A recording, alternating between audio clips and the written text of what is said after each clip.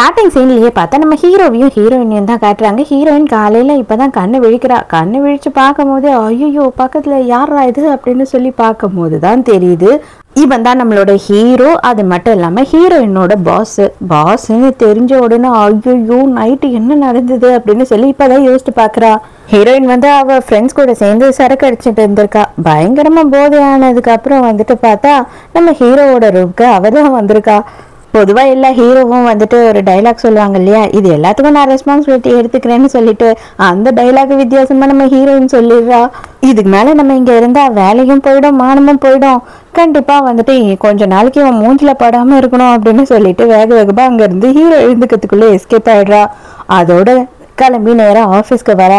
ஆஃபீஸ்க்கு வரும்போது வந்துட்டு அவ கெட்டப் எல்லாம் கொஞ்சம் சேஞ்ச் பண்ண மாதிரி தான் வரா. முடிய பூராவும் எக்ஸ்ட்ரா நெட்டு வச்சுக்கிட்டு கேட்டா மாறு வேஷத்துல இருக்காளாம். டக்குன்னு ஹீரோ பார்த்த உடனே அவனுக்கு கொஞ்சமா குழம்பி போயிடும் இல்லையா, அதனால இந்த மாதிரியான கெட்டப்ல வந்திருக்கா ஹீரோயின். இவன் ஆஃபீஸ்க்கு போன நேரம் டக்குன்னு நம்ம ஹீரோவுமே ஆஃபீஸ்க்கு வந்துகிட்டு இருக்கான். ஐயோ அவன் பார்த்துடக்கூடாது, பார்த்தா கண்டுபிடிச்சிருவானா, கண்டிப்பா கண்டுபிடிக்க மாட்டான். ஆல்ரெடி நம்ம கண்ணாடி எல்லாம் போட்டிருக்கோம், மூஞ்சி பூரா ரோஸ் பவுடர் எல்லாம் போட்டிருக்கோம் அப்படின்னு பயந்துகிட்டே நடந்துகிட்டு இருக்கா. ஆனா ஹீரோ கண்டுபிடிக்க மாட்டான். அதே நேரத்துக்கு கரெக்டா ஹீரோவோட செக்ரட்டரி அந்த இடத்துக்கு வரான். வந்த உடனே ஹீரோ வந்து நேற்று நைட்டு என்னோட ரூமுக்கு வந்த பொண்ணு யாருன்னு எனக்கு தெரிஞ்சாகணும், உடனே அதை நீ விசாரி அப்படின்னு அவன்கிட்ட சொல்லிக்கிட்டு இருக்கான். ஐயோ இவன் வந்துட்டு அப்படின்னா நம்மளை பத்தி விசாரிக்க போறானா, நம்மளை கண்டுபிடிச்சிடுவானா அப்படின்னு சொல்லி இவன் என்ன பண்றானா, இவங்க என்னதான் பேசுறாங்கன்னு கேட்போன்னு ஓட்டு கேட்டுக்கிட்டு இருக்கா ஒளிஞ்சு நின்று. அந்த இடத்துக்கு ஒரு ஸ்டாஃப் வராங்க. அவங்க வந்து உடனே இங்க என்ன பண்ணிக்கிட்டு இருக்க, அது ஏன் நீ இப்படி இருக்க, உன்னோட தலைமுடியெல்லாம் ஏன் இன்னைக்கு வித்தியாசமா இருக்கு அப்படின்னும் போது இல்ல எனக்கு கொஞ்சம் ஃபேஸ் எல்லாம் அலர்ஜியா இருக்கு, அதனாலதான் நான் வந்துட்டு என்னோட ஹேரை ட்ரை பண்ணல அது இதுன்னு ஏதோ சொல்றா. என்ன நீ ஒளிரிட்டு இருக்க அப்படின்னு அவங்க கேக்குறாங்க.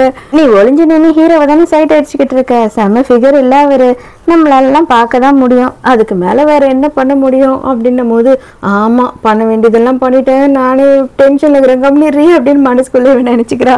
கரெக்டா அந்த டைமுக்கு என்ன ஆகுது அப்படின்னு பார்க்கும் போதுதான் ப்ராஜெக்ட் மேனேஜர்னு ஒருத்தன் அங்க இருக்கான். அவன் வந்துட்டு நம்ம ஹீரோயின் ரூம்குள்ள வந்த உடனே நான் வந்துட்டு எவ்வளவு நாளா உன்னால ஆசைப்பட்டுக்கிட்டு இருக்கேன் தெரியுமா, ஆனா எதுவுமே கை கூடி வர மாட்டுது, ஆனா இதுக்கு மேலேயே என்னால பொறுமையா இருக்க முடியாது அப்படின்னு சொல்லிட்டு ஹீரோயின் கிட்ட தப்பா நடந்துக்க பாக்குறான்.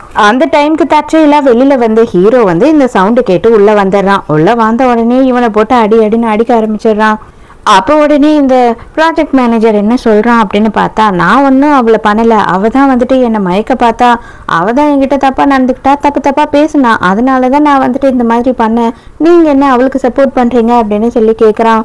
ஏண்டா மொசை பிடிக்கிறனா, என் மூஞ்ச பார்த்தா தெரியாதா, உன் மூஞ்ச பார்த்தாவே தெரியுது, இனிமே உனக்கு இங்க வேலை கிடையாது, இங்க